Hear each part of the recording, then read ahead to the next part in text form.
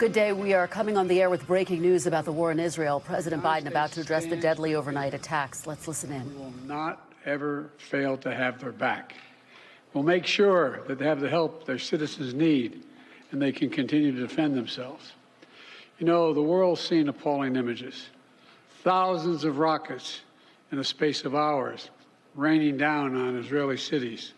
When I got up this morning, started this at 7:30, 8 o'clock, my calls. Hamas terrorists crossing in Israel, killing not only Israeli soldiers, but Israeli civilians. In the street, in their homes, innocent people murdered, wounded, entire families taken hostage by Hamas. Just days after Israel marked the holiest of days in the Jewish calendar. It's unconscionable. You know, when I spoke with Prime Minister Netanyahu this morning, I told him the United States stands with the people of Israel in the face of these terrorist assaults. Israel has the right to defend itself and its people, full stop. There's never justification for terrorist attacks. And my administration's support for Israel's security is rock solid and unwavering. Let me say this as clearly as I can. This is not a moment for any party hostile to Israel to exploit these attacks to seek advantage. The world is watching. I've also been in contact with the King of Jordan, spoken with members of Congress, directed my national security team to engage with their Israeli counterparts, military to military, intelligence to intelligence, diplomat to diplomat, to make sure Israel has what it needs.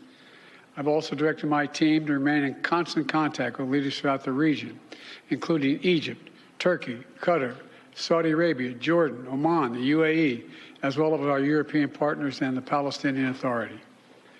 It's also a terrible tragedy on a human level. It's hurting innocent people. Seeing the lives that have been broken by this, the families torn apart, it's heartbreaking. And Jill and I are praying for those families who've been impacted by this violence.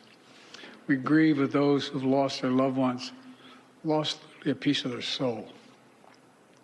We have hope for swift recovery for many who have been wounded. But we're going to remain in close touch with Prime Minister. I personally am going to remain in close contact with Prime Minister Netanyahu as this situation continues to develop.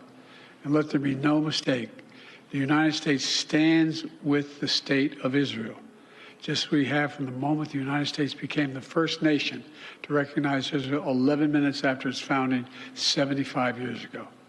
Thank you very much. Mr. President, was there an intelligence failure in the lead up to this attack?